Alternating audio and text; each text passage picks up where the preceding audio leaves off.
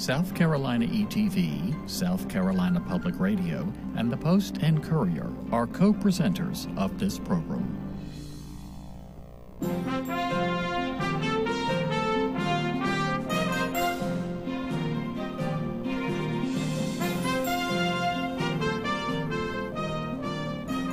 Good evening and welcome to the 2018 Gubernatorial Candidates Debate, live from the campus of Greenville Technical College here in Greenville, South Carolina. I'm Charles Pierbauer. Joining me this evening to question the candidates for governor is Andy Shane of the Post and Courier. Election day is now less than 2 weeks away, and tonight is our final debate with the two candidates running for South Carolina's top office. They are Henry McMaster, the Republican candidate, and James Smith, the Democratic candidate.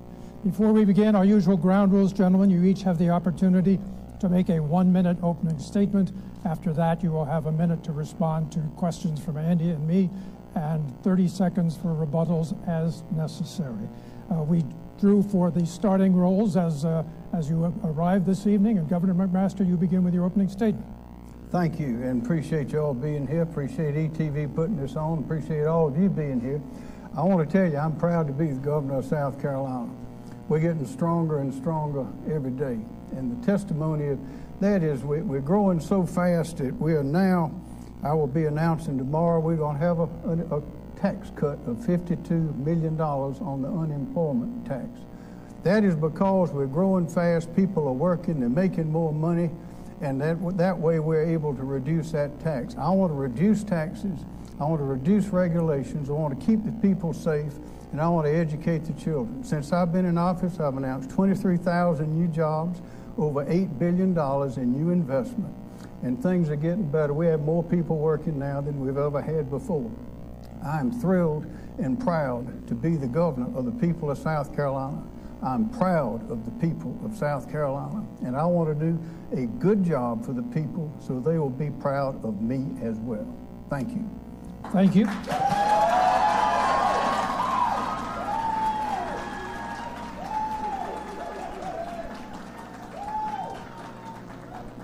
Representative Smith.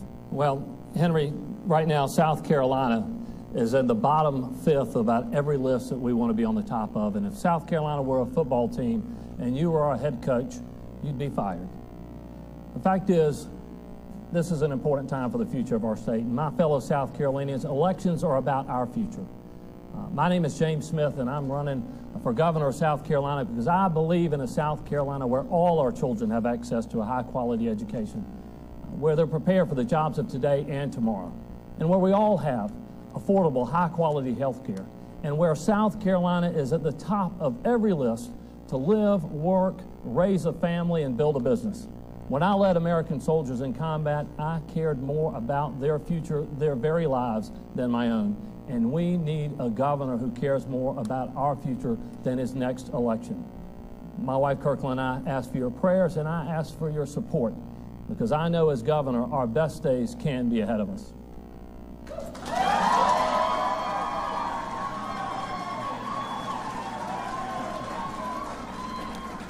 Thank you, gentlemen. One critique we received after last week's debate was that viewers thought they had heard a lot of politics and not as many specifics as they'd like to. So I encourage you again to focus on the specifics over the polemics. Voters are watching. Andy Shane has our first round of questions. Well, you're both known as lawyers, obviously from Columbia. Actually, you live not far from each other in downtown Columbia. But you also own other businesses. Governor, you co-own 20 rental properties in Columbia. Representative Smith, you operate a disabled veterans-owned business that offers valet services at Veteran Affairs hospitals. First, I want to ask, as small business owners, what regulations and taxes need to change to make it easier to give more of an edge to small businesses in South Carolina? Mr. Smith, you have the first response. Great question, and a whole lot. One, I want to see us adjust our overall tax burden on businesses. I opposed something called Act 388 a long time ago and led the fight to make sure that we reduce the taxes on businesses in our state. I know as governor, I'm going to build the type of consensus we need to be more competitive when it comes to taxes in South Carolina. I've always supported pro-growth tax initiatives, particularly those things like the Abandoned Buildings Revitalization Act and the Textile Mill Revitalization Act, all of which have been a real shot in the arm for business and redevelopment, and you see it all across our state. That's actually an initiative that Henry vetoed and opposed, and we had to override his veto, but it's an important pro-growth tax initiative that's made a difference in the future of our state. I also know that I want to make sure that we become more competitive when it comes to our energy. South Carolina, and particularly Columbia, just lost a big manufacturer because of our high energy prices. And I know as governor, I have the ability to make us more competitive, where Henry, who has certainly been the utilities candidate, I think is going to certainly continue to defend the status quo. Governor McMaster. I don't know what Mr. Smith means by the utilities candidate. I'm the one that brought everything to light about the shenanigans going on, not only at SCNG or SCETV, but also at Santee Cooper. I'm the one that brought all that to light, and I'm the one that said that the people should not have to pay a cent for reactors that are not going to be built. They ought to get their money back for what they put in and not spend any more. And I think the judge is right on the edge of agreeing with me on that. But the way to get more business is to reduce taxes. This reducing this unemployment tax, $52 million, it was $25 million reduced it last year, $52 million this year. I hope to keep on reducing. I would like to eventually get rid of the corporate income tax. I'd like to get rid of the regulations that choke the mechanics and those that work, the contractors that work on properties, keep them up, that build. They have to ride all over town, all over the county to get the permits just to do simple work. There are many things we can do, but the main thing to create more businesses is to lower taxes, reduce regulations. That's what I'm for. My opponent is not. This week, you've each received a bit of criticism for your businesses in news reports. Governor McMaster, some of your properties are run down, including a boarding house that we found had mold and roaches in a stove, and your properties have received dozens of city code violations. Representative Smith, you've been accused of passing on your business with your VA business to non-qualifying subcontractors, and you declined a VA inspection this year that will prevent you from getting further VA contracts. Shouldn't voters judge you on how you run your businesses? Governor McMaster. Well, we're at full occupancy. There's my wife Peggy. She runs PJM Properties. We have a property manager, but we're at full occupancy, but not in that particular rooming house. As you know, students act like students, college students. We live on the college campus. They break a lot of things. We fix them as fast as we can. The rooming house is a little bit different. We rent to people there. It's on a weekly basis. That's all they can afford. And a lot of these people would be on the street if we didn't have a place for them there. It's a nice business. We enjoy doing it. We're renovating all the time. Those particular photographs came from things that are under renovation right now. But do you think that the voters should judge you based on what these news reports had to share? I think they should look at everything, but I think they should look at the fact that we have 100% occupancy. Students are waiting in line to move into the properties that Peggy and the manager manage so well. They're nice properties. Representative Smith. Well, Andy, March 8th, 2008, the vehicle I commanded hit an IED. It blew that truck sky high. I, along with the several other members that were a part of that truck, suffered permanent injuries. Because of that, I was able to qualify as a service-disabled veteran-owned business. And each one of those allegations were allegations that we opposed, appealed, and won. So the fact is, I'm happy for the people of South Carolina to judge me on the business that I do, because in the end, we won and successfully put back all of those allegations. What about on the other hand, not to go through with the inspection well, this year? we knew at the end it required that I be full-time engaged in the business. And the fact is, running a full-time statewide campaign and serving as governor, you can't do both. So it was a voluntarily intent to let that go and begin winding up that business. I'm proud of what we've been able to do. On the other hand, I don't know, Henry, if you would even live in the buildings of which you rent. It seems like to me with what you get in the way of $500,000 every year from taxpayers to take care of your home, you would do a better job taking care of your tenants' homes. Thank you.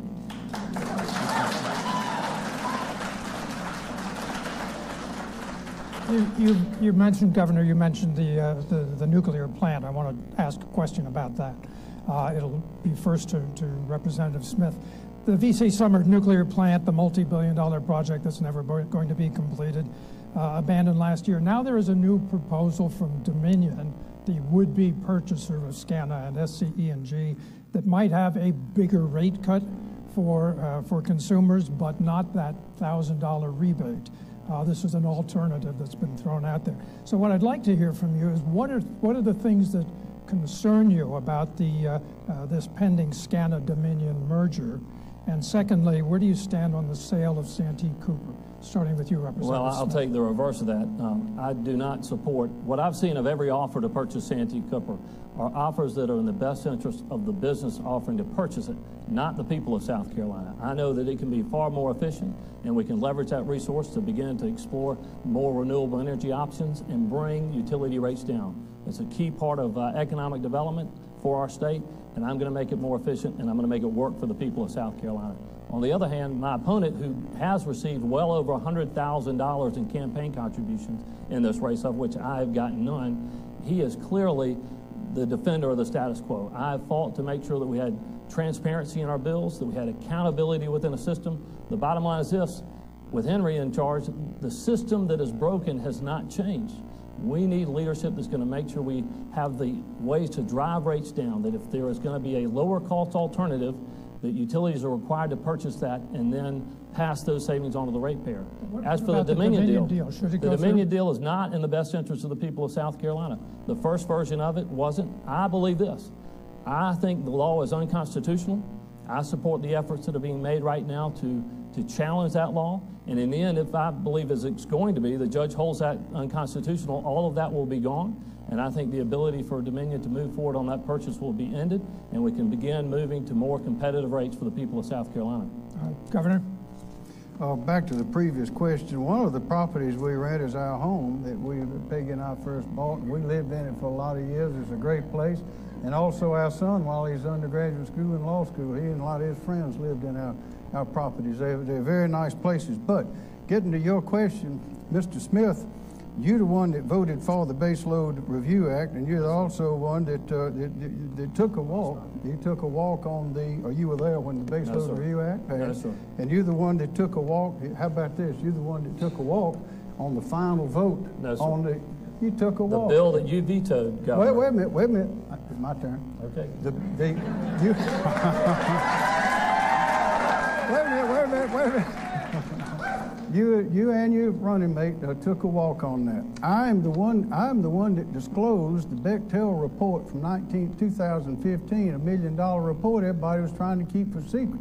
I'm the one that's been pushing for full disclosure and for the ratepayers to pay zero on this from the very beginning. Governor, I gave Representative Smith some extra time on his answer, and I want you to come, if you would, to the question, the current or proposed Dominion deal and Santee Cooper. In a nutshell, are they good for customers? That'll depend on any deal that is done, to the extent that I have authority over it concerning SCANA and SCETV will require that those customers do not pay another penny and they get all of their money back. On Santee Cooper, I've been the one that I've removed management, or forced the removal of management. I called for the consideration of the sale of Santee Cooper. Finally, the legislature is doing that. And I'm the one that I understand when Belks went broke, that was $5.2 billion in debt. Right now, Santee Cooper is over $8.2 billion in debt. Selling it seems like a good idea. I'm the one that has caused all of that to happen, and I will continue to make that happen. Let me ask another question. This $52 million tax cut that you said, I want to make sure I understand what it is you're cutting. This is unemployed. It's the amount that the employers pay for the employees for unemployment insurance. So would that not mean that there would be a smaller pool of unemployment benefits available? No. If there's less being paid? No. That's Democrat thinking there that you espouse.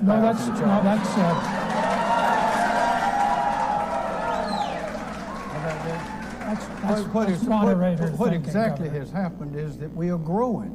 So there are more businesses to pay money in. We have good employee relations. We have great companies come. Volvo, BMW, Boeing, all those are great companies, and a lot of good ones coming up. People are doing better. They're happy, and so the costs go down. They're not getting hurt as much. Representative, I'd like your view of this. Well, I think a couple things. I need to correct some very wrong facts. Of course, Governor, you can do a lot better, I think, in preparing for this debate, and you would have learned that I did not vote for the Baseload Review Act. At that time, I was wearing a uniform fighting the Taliban in Afghanistan and not here for that vote. And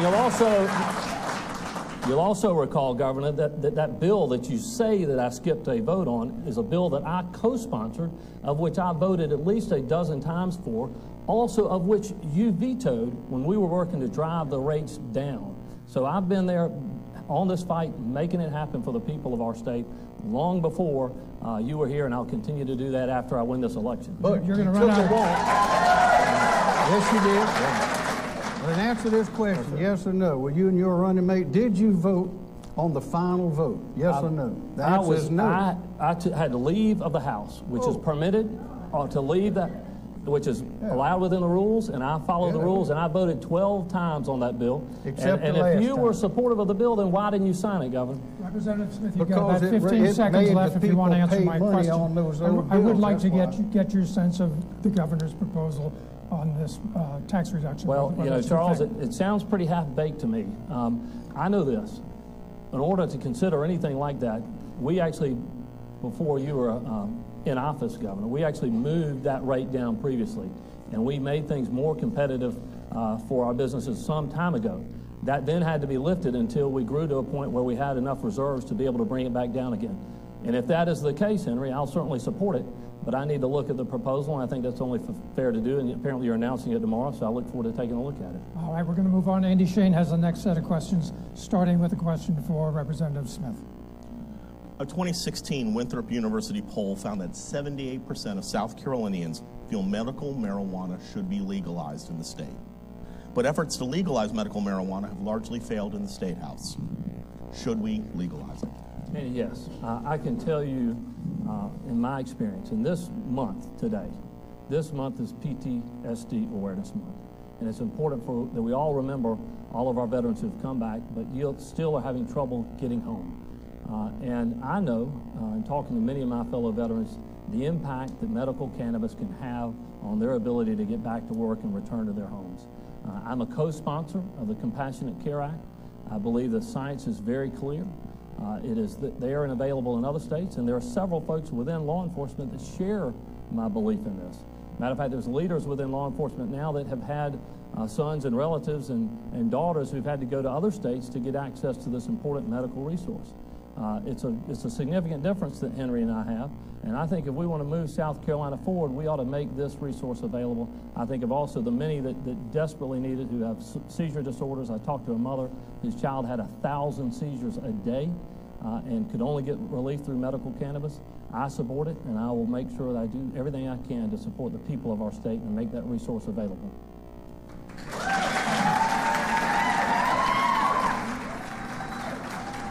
Governor McMaster. Just a few days ago, the chairman of the South Carolina Medical Association, Dr. Mark Seabrook, wrote an opinion piece in the newspaper saying that medical marijuana, there's no such thing, that it has not been studied. That's why the FDA has not approved it. That's why it's illegal nationally. And it is the opinion, the consistent opinion of law enforcement that it would be a detriment to society, to law enforcement, to open the door to that. Now, when law enforcement is satisfied that it can be controlled, then that's a different story. But until that time and until medical science catches up with it, we would be entering very dangerous territory. But I tell you, I do appreciate what the veterans have done. I enjoyed my time in the U.S. Army Reserves, and I'm delighted to have the endorsement of our Adjutant General, General Livingston, and also our Medal of Honor winner, General James Livingston, Major General, Marine General in Charleston. I'm glad to have the support of them and a huge cadre of veterans in South Carolina. Thank you. 6 months ago, 7 inmates died and another 17 were injured during a riot at Lee Correctional Institution. One issue advocates for prisoners has raised in the wake of the riot is whether South Carolina is doing enough to give inmates the tools to improve their lives. Should South Carolina prisons put more emphasis on rehabilitation or put more emphasis on making prisons more secure in light of what happened 6 months ago? This is for Governor McMaster. The answer is yes, and we are doing that. We're making great. Well, we're doing both. Okay. Unfortunately, the cell phones have taken over, as you know, and there have been cases where people have been convicted of running their organizations, delivering dope and all sorts of stuff from within the prison. Brian Sterling, my director of prisons, has sought, and I have sought, to be able to jam those signals for the cell phones. We have not, they get smuggled in. We've not been allowed to do that, but we're continuing to try. In the meantime, we're experimenting with a managed access system that jams some signals at Lee Correctional Institution. But also what we've done under his leadership is to provide for workforce development inside the prison, as well as medical telemedicine and telepsychiatry. We're also taking those prisoners on their way out and teaching them a skill, getting them to learn so they will be able to come out and get a job in this booming economy that we have right now. Representative Smith. Henry, cell phones don't murder prisoners. They just doesn't happen. What happened there was an extraordinary tragedy that everybody in South Carolina should be very concerned about. The fact that those 7 died and essentially bled to death because there was nobody there to be able to help them. And Henry, if we want to make sure that we get prisoners back to work, one of the ways we have worked to do that with our chambers of commerce, all of which have supported an expungement of expungement so that more offenses, nonviolent offenses, can be expunged from people's records, because the best way to prevent somebody from reoffending is for them to have a job. And one of the ways that is preventing them from having a job is a record. And so we all supported it. Republicans and Democrats in the House and the Senate supported this, but you vetoed it. You vetoed it worrying about your future and your next election, not the people of South Carolina. I know as governor, I'm going to be there for the citizens of our state. I'm going to make sure that when we expand the expungements that can be available, we're going to put more people back to work in South Carolina and improve the lives of so many that Henry, you're standing in the way of. Bubba? Yes, Mr. Smith, 30 seconds for rebuttal. You're wrong about that. That riot was organized by cell phones inside the prison with the prisoners talking to each other. It is a menace all across the country. South Carolina is not the only state facing this, and we've got to get rid of those cell phones, their ability to work. Thank you very much. Thank you. Gentlemen, I've got a couple of questions related to business.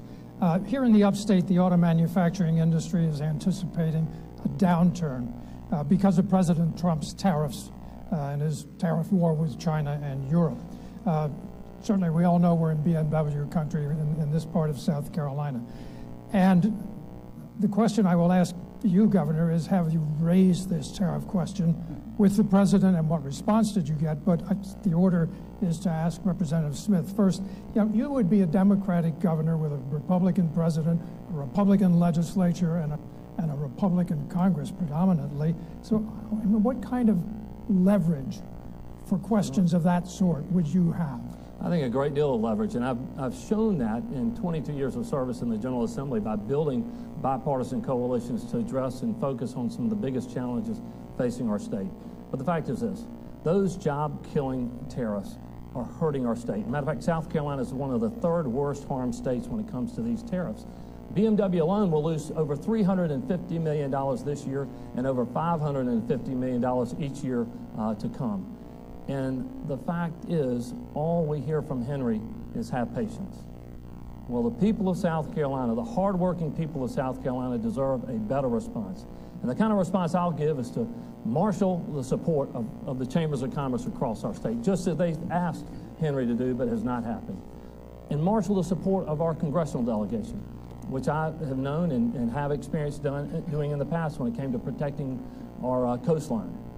In the end, you've got to lead, Governor. You've got to knock on the door and knock down the door of the White House to make sure that you protect the hardworking people of South Carolina. And it wasn't until we held the press conference on Element Electronics that you finally decided to take action. Thank you.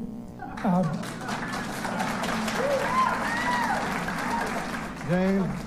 Let me put it in the form of a question. I mean, here's your chance to explain how you're knocking down the door. Right. But have you raised this tariff issue with the president? And what's your concern about the impact in South Carolina? I'm very concerned about it. That's why we're in constant touch. That's why, James, when Mr. Smith was having a press conference about the tariff that's going to be placed on Element, which is the only TV manufacturer in the United States. I was talking to the president and to the others in the Congress and in the White House to get the tariff, not to have the tariff placed. And it was not placed, as you know. That's a case of jumping the gun before you know exactly what's going to happen with these tariffs. We're in a strenuous negotiation period with other countries. I support what President Trump is doing. And things are changing, and we need to get stronger.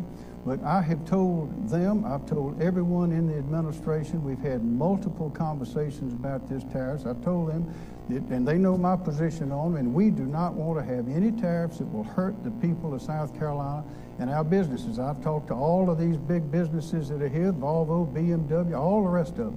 And we are working hard to see to it that we are not hurt, but in fact allowed to thrive, as I know we can do in South Carolina. Are you getting any satisfaction? We got satisfaction on Element. That came very quickly. We did not get satisfaction on Samsung, but because of introducing brain power into the conversation, Samsung ended up getting, and I testified against that tariff. I testified against others as well. But Samsung was able to enter into smartly research and development agreements with USC and Clemson, and as a result, they're producing the washing machines faster and faster and will get out under that tariff. There are many ways to work to see that the people of South Carolina thrive. I'm going to ask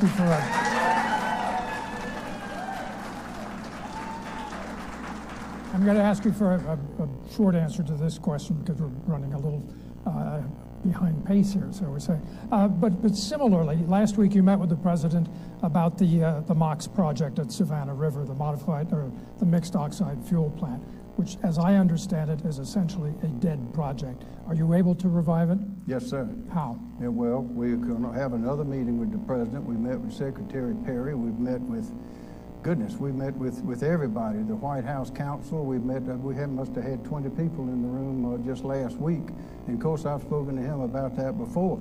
I think that once the facts can be presented to the president, the full facts, and it's difficult to do when you don't have the complete flow and you're getting contrary information from what is the Obama Department of Energy. There's still people there that have this anti-nuclear attitude.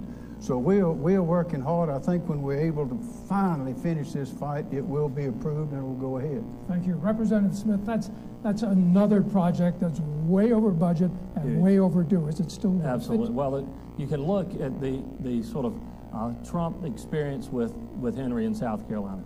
He's been a big help to you, Henry. He's helped you survive a primary, but that friendship has done very little for South Carolina.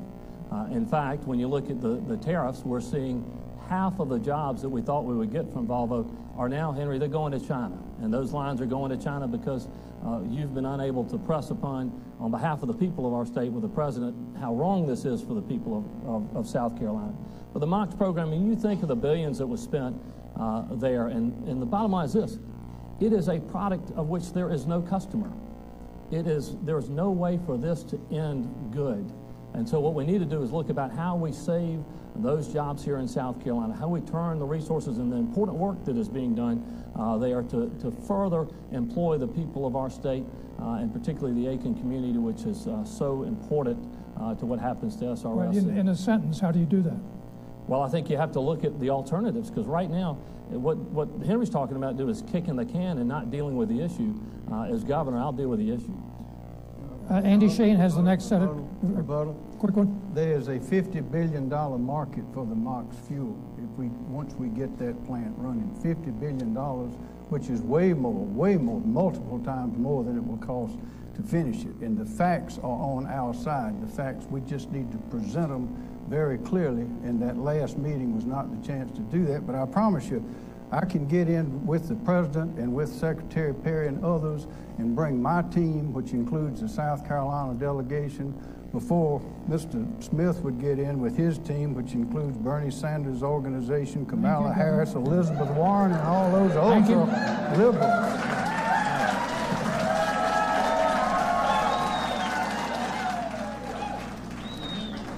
Folks, you're taking your candidate's time when you do that.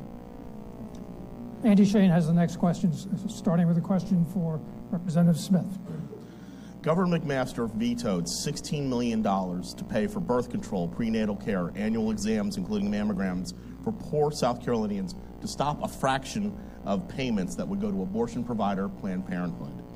Planned Parenthood has received a little more, just a shade more than 1% of family planning funding from the state in the past 3 years, which has not included going to any abortions. Now Planned Parenthood is suing the state over an executive order that the governor signed blocking any payments to the group. Outside legal costs that the state are paying look like they're going to surpass whatever South Carolina obviously gives over or reimburses Planned Parenthood annually. What does the state gain or lose by halting the Planned Parenthood funding and by paying to defend this lawsuit? Representative Smith. Henry, this is quite possibly one of the most despicable acts you've done in office. The fact is, the veto and the executive order that you issued was a pure political stunt that put at risk the health of thousands of South Carolina women who frankly don't deserve the way you have treated them. The reality is, and you know this, Henry, that there are $0 state dollars going to abortion in South Carolina, and that was all a political stunt. The truth is, Nikki Haley's director of Medicaid said that your action would actually increase abortions in South Carolina because you would eliminate the access to desperately needed family planning and health care resources. This is important. This is the difference in this election.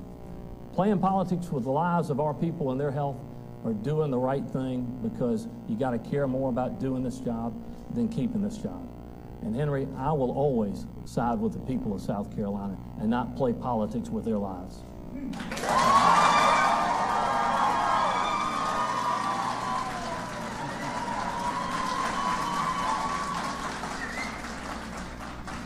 Governor McMaster. Well, what we have to gain is that those beating hearts that are eliminated in that place will become full adults. That's what we have to gain. And let me finish. All of those other family planning that do not have abortions, we have made the proper steps to see they will continue to get that money.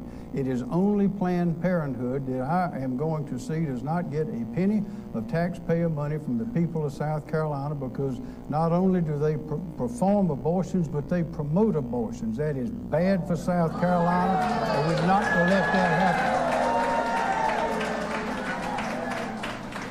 But is it worth the price?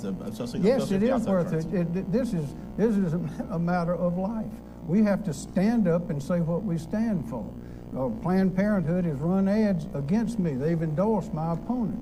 That's fine with me. I don't want that endorsement. I want to stop abortions in South Carolina, particularly by an organization that makes its money by promoting abortions. That is not good policy for South Carolina.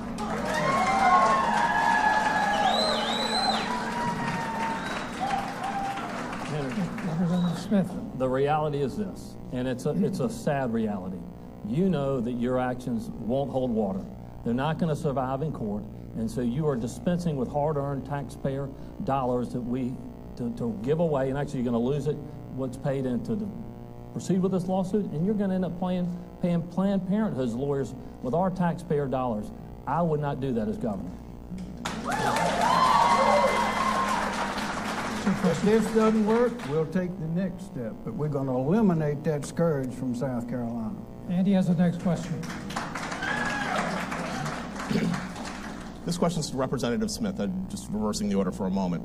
Representative Smith, at the last debate, you said this of Governor McMaster, quote, "I just think he's not right for our future. He might have been the governor of 50 years ago, but the fact is we need to move South Carolina forward."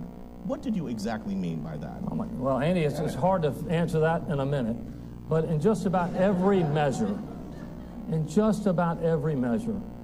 I am working as well as so many as I've traveled in this 46-county campaign, not missing a single community or county in our state, believe that South Carolina should be in a much better place. And when it comes to making sure that we have a leadership that looks out for us and make sure that we have the infrastructure we need to move forward, or that we have access to health care, or that we have the types of schools that are going to prepare our workforce for the future jobs, it's just not going to happen. What will change? How will that happen? Well, he's already said he's opposed to all of these things. The fact is, the kind of things we need to move South Carolina forward, if Henry's elected, what's going to happen? Nothing. It's going to stay, the status quo is going to continue to be what it is. In order to move South Carolina forward, we need new leadership. Leadership that cares more about doing the job than keeping the job. Leadership that's going to put the people of our state before the politics and play games with their health care and their lives, because it's long overdue. We all love this state and love its people, and none of us believes we should be 50th in anything when it comes to our health care or our schools or our infrastructure, and that's what Henry has delivered. If he was running a business and these were the results and returns and he was a CEO, he'd be fired. Thank you. Governor McMaster, how is Representative Smith wrong with that Everything he said is wrong. What he's been doing, everything. To quote my cousin Vinny, everything that guy just said is baloney. That's a paraphrase. With respect, of course. Sure. What Mr. Smith has been doing is campaigning just about everything he proposes. That's the way that team does that I mentioned a while ago, the liberal Democrats, the extreme, the left, the Bernie Sanders, Al Revolution, all those people. They're always talking about raising taxes. Mr. Smith has voted repeatedly. I have in my list, I won't pull it out, Charlie. I have in a list of at least 13 times. He's voted to raise taxes, starting way back. He's in favor of Obamacare, which is a disaster. It would stifle what we're trying to do in South Carolina, more and more regulations, less progress. The answer to that is not to take the people to the hospital, but take the hospital to the people. And you do that with telemedicine and with nurse practitioners. But how are you the governor for today? Obviously, he's painting his governor. Well, I'll tell you how. $8 billion in new investment, 23,000 new jobs. We just had the second year in a row the national principal of the year. National was in South Carolina. We're on the way up. We have a lot of great things going for us, and as long as we don't go back to where we've been and where other states are in decline all over the country with higher and higher taxes, more and more regulations, suffocating under Obamacare, coddling unions, as long as we don't do that, we'll keep going. But if we do that, ladies and gentlemen, the expansion we experience now will stop. These companies will go to other places, business here will not expand, and we'll be going backwards, not forward. Thank you. I want to move on.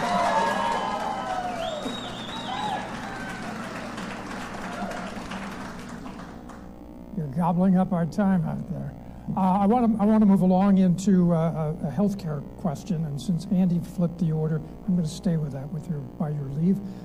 Governor, in the last debate, you noted that you'd remove some restrictions to allow nurse practitioners to go anywhere in the state. In other words, give them greater latitude. However, studies of the nursing profession, and I'm going to quote my friend and colleague, Jeanette Andrews, Dean of Nursing at USC, said that the real issue with nurses is not that there aren't enough people who want to be nurses, but there aren't enough professors to teach them.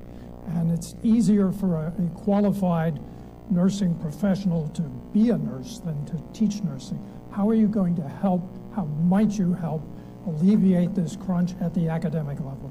Well, one way to do that that's been working, because we've seen it at the University of South Carolina just recently, is to encourage the collaboration between these businesses that have huge research and development projects and our academic institutions. We have 3 institutions, research universities, that's MUSC, Clemson, and Carolina.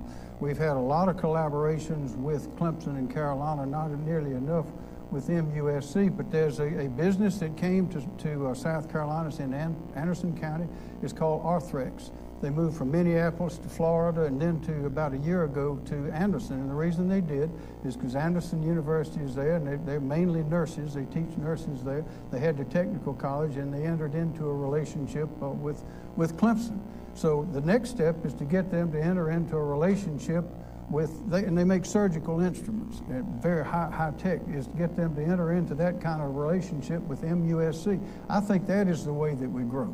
Thank you. Representative Smith. There's, Charles, so many things that need to be done to improve access to health in South Carolina. Right now, Henry, under your watch, South Carolina has among the worst health care outcomes, but we pay the most for it. That has to change, and as governor, it will change. And a matter of fact, when we talked about the effort to train more nurses in South Carolina, Henry, under your watch also, our tuition rates for our institutions of higher education are now among the highest in the Southeast, making it harder and harder for our citizens to access that higher education. As governor, I'm going to fix it. I'm going to expand health care in our state, cover hundreds of thousands that don't have access to it today. We're going to support preventative care that's going to drive the cost of our taxes down for that, and I'm going to improve the health of our citizens. In the end, Henry, I have never, not once in this entire campaign, proposed a single tax increase. Matter of fact, the only tax increases that have ever passed in my 22 years in the South Carolina House have been those sponsored by Republicans. That's who increases the taxes in South Carolina, and that's what's happening. Thank you. There's a traditional or a practice that has been used to relieve nurse shortage for years, and that's hiring foreign nurses. We've got schools in this state that are hiring foreign teachers. We're in a part of the state, as I mentioned earlier, where German is spoken to some degree. You'll hear it out in the street here. We are a state that is reliant on people who are not necessarily born Americans. So I'm concerned about where you see us with regard to immigration in a state that depends on immigration. Should we be at all worried about this caravan that's getting a lot of attention? Or should we be much more inclined towards immigration that meets the needs of South Carolina? And this should start with Representative Smith. Henry, this is another one of those areas. Again, there you go again. You proposed to eliminate sanctuary cities in South Carolina, of which there are 0. You know, Henry, as governor, I'm going to focus on real problems, not imaginary ones.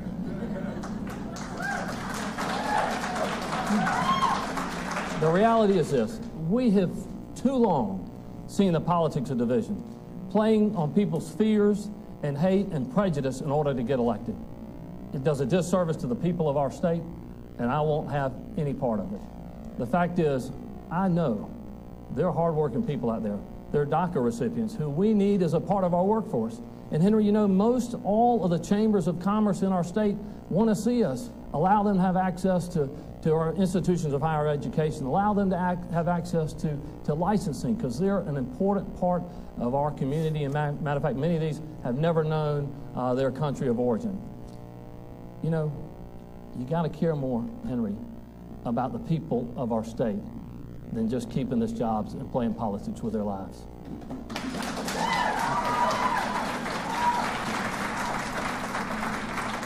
Governor, how do we make immigration work for South Carolina? Mr. Smith is wrong again. I never said we want to eliminate sanctuary cities. I said we don't ever want to have any. And the only way we can be sure to not to have any is to put teeth in that law, because there have been suggestions around the country of not only sanctuary cities, but sanctuary states. So that's what I want to do, is not have any. I don't want to get into that kind of business, because we know in places where they have sanctuary cities, crime goes up. They have one problem after another, and we do not want to have any sanctuary cities in South Carolina. Now, the other thing, the way to have more, thank you very much. The way to have more is we need to be sure that in our universities, we're teaching South Carolinians. We have too many students. We have a lot not so many in some schools, but sometimes we get overloaded with students that come in here to go to our universities and then go back to where they came from and take their skills and their learning to other places. I think at USC, which is a great school, but we're heading towards having too many out-of-state students. Those universities are for the people of South Carolina, and we want to have people that will come to South Carolina, or that will be in South Carolina and will stay in South Carolina and use their education here and not go elsewhere. Charles, I'm not sure what that has at all to do with immigration. I didn't hear any about that. The point is this: our institutions of higher education need to be such that they keep our best talent in the state, and we attract talent from other states and show them what a spectacular place this is to live and work, and we keep that talent here because we're going to connect them with economic opportunities when we do, and we get that, and that's the kind of leadership I'm going to provide as governor here. Andy Shane has our next round with a question to Mr. Smith. We're about 15 miles from where the winning $1.5 billion lottery ticket was sold. Is it you, Andy? I wouldn't be here, sorry. But I did win $4. South Carolina could get as much as $61.5 million if, as expected, the winner takes the lump sum payment. What do you think the legislature ought to do with the windfall? Representative Smith. Well, this is an area that, it'll certainly be a windfall, but what we have to do, it's one-time money, Andy, and you always have to be fiscally responsible when it comes to one-time money by making sure that you don't commit it to recurring needs. We certainly have a lot of one-time needs in South Carolina, whether it be some infrastructure needs or some of our schools that have deferred maintenance costs. But I would work closely, as I have done for the past 22 years, with the leadership in the House and the Senate on both sides of the aisle to set priorities that support. I can't say what those would be right now off the top of my head. I know there are a lot of them, but I'd work. The important thing is this. A governor in South Carolina simply can't do that because they choose to do it. You have to take and work with the members of the General Assembly to do that, and I've shown a history of being able to do that, and that's what I would do. There's nothing on the top of your list. I'll make you the Speaker and the Senate President. What would it be? I think there are a lot of desperate needs, certainly in our schools and deferred maintenance. I would look at brick and mortar projects that would be a priority, some infrastructure needs that would help move our state forward as quickly as possible. Governor McMaster, same question, and I'll put you in the same position. You can dictate it. Thank you. I would dictate a number of things. One is that I would not be in a hurry to immediately spend extra money that comes in. We always want more money coming in. We want to be growing every year, and that's why we had surpluses over the recent years. And that is a result of our good business environment, which would be ruined by higher taxes and regulations and coddling unions and those kind of things.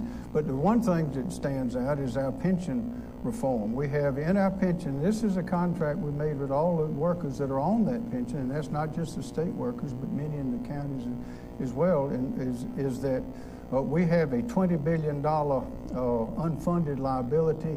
The Comptroller General Ekstrom, I believe, says it's maybe twice that. That would be a good place to consider.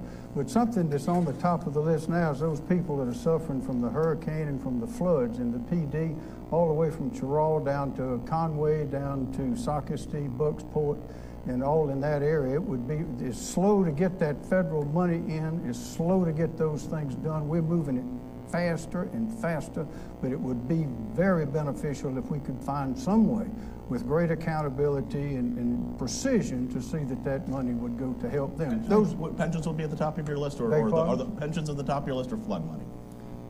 That would be, I'd cut it in half, I think, if I were the dictator. You have to have priorities. We have a lot of needs in South Carolina, from roads to teacher salaries to all sorts of things we have to take as well as law enforcement. Governor McMaster, the next question starts with you. Should we, because of the success that we've seen from the lottery, should we allow other types of gambling in South Carolina? Sports betting is now legal nationally. What about casinos? What's your thoughts on that?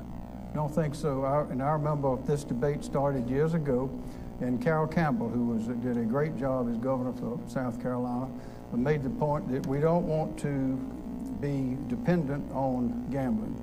There's plenty of room, and he was exactly right, for good, solid businesses that are going to last, that are not going to be contingent or influenced by whims or anything that'd be unpredictable, to build it on good, solid business. And he and other leaders were successful in bringing BMW into South Carolina, and that has been the beginning of a run of successes. And as I've said, you've heard me before, in the last just 2 years, we've broken all records with $23 billion in new investment, 23,000 new jobs, $8 billion in new investment. That is the way to have a steady, clean, predictable source of income coming in through taxes for the people of the state. Representative Smith, should we allow other kinds of gambling? Well, I think by virtue of court decision, we know online, particularly sports gambling, is coming and is already here. And I would urge, and I think what needs to be done is make sure it's highly regulated so that we make sure that we protect the citizens in our state who are already exposed to that, and that it'd be highly regulated, because it's going to be there, and we know it's there today. And I'm sure there's revenues. I don't disagree with what Henry's talked about in terms of our economic development, but we can't do that without educating our people. The biggest challenge that we've had right now is an educated workforce, and that's the number one reason businesses come here. And so what the has happened is you can't just attract jobs but not prepare the people of our state for those opportunities. You cannot be the jobs governor if you're not first the education governor. And I'm grateful to have the support of the original education governor in South Carolina, Governor Dick Riley, who's here this evening. So you would propose that you would propose that revenue from sports betting would go to education, just like I think that's the lottery does. Good place to look. Yes. What about casinos? Do you have any thoughts? I'm not prepared to support casinos. Gentlemen, we've got about 5 minutes left. I'd like to get in 2 quick questions if I can. These are tumultuous times. We're going through a period of time when we've seen rhetoric escalate to now where there are pipe bombs showing up in people's mail. Excuse me. You've given us a feisty debate tonight, and I thank you both for that. But my question really is, how do you govern in a time like this when there is so much hostility, when in fact the country seems to be riven between one extreme and the other, and where in fact even parties seem to be divided? Ask this question first of you, Mr. Smith. Charles, this is so important. It gets at the core of our politics and why I'm seeking to serve in this office.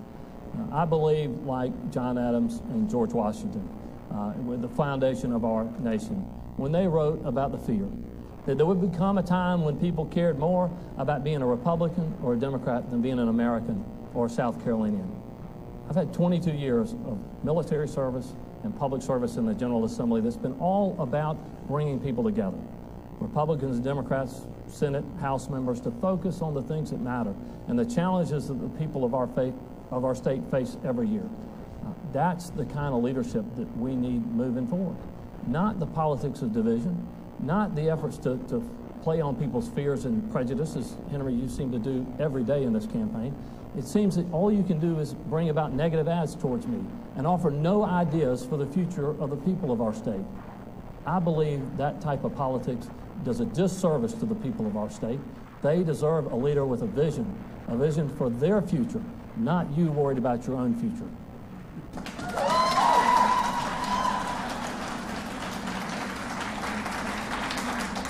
Governor, how do you govern in the state and the country in a time when we are so divided? I think the ad Mr. Smith is speaking of is the one about abortion, and it's been fact-checked, and it's 100% true. And I can't help the truth. It's the truth. But I think the way that I try to do it is to be a good example and try to project the kind of image that I think the people of South Carolina expect to see in their governor. And they expect someone to be a gentleman, to be considerate, and as I've said before, I'm immensely proud of the people of this state.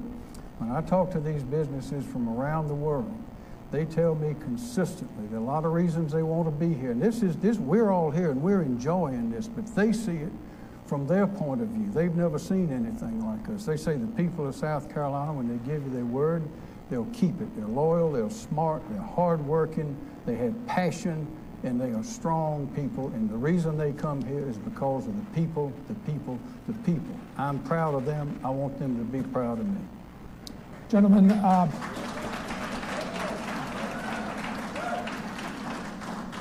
my last question is about a first. This is the first time that we will be voting here in South Carolina for the offices of governor and lieutenant governor as a ticket, rather than as separate races. When you ran in 2014, you ran separately from Nikki Haley. So your running mates, I think, are both here with us this evening. And I'd like you to tell us why you chose your running mate, and what does she, they're both women, what does she bring to the ticket that you don't? Governor? Well, she is a mother, a businesswoman, and is a great person. Her name is Pamela Evett. She and her husband, David, who's sitting by her, live in Travelers Rest. They have built a business on their own in 18 years, Quality Business Solutions.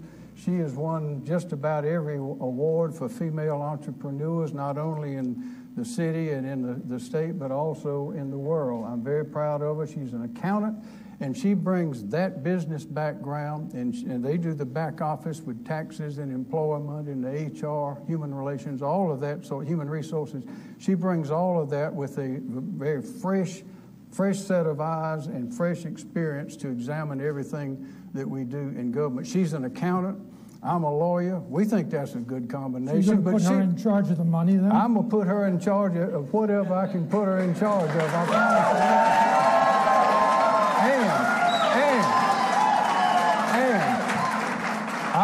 I'm a gamecock. She's a tiger, so we figure we got it covered. Representative Smith. Thank you, Charles. In looking for a lieutenant governor, I wanted to find somebody who I knew could be governor of our state, and a great governor. Someone who our entire state would be very, very proud of. Someone with the experience and the background to bring Republicans and Democrats together. Somebody who comes from, well, as she does, rural South Carolina, Lancaster. A background where she is the first in her family to go to college. Her parents and her grandparents were sharecroppers. They lived in homes that didn't have water or electricity. Her parents were mill workers. She worked her way through college, excelled there, and made her way through law school. She is the kind of leader I know we would all be proud of and would make a great governor for South Carolina. Mandy Powers Norrell, thank you for joining me in this race very much.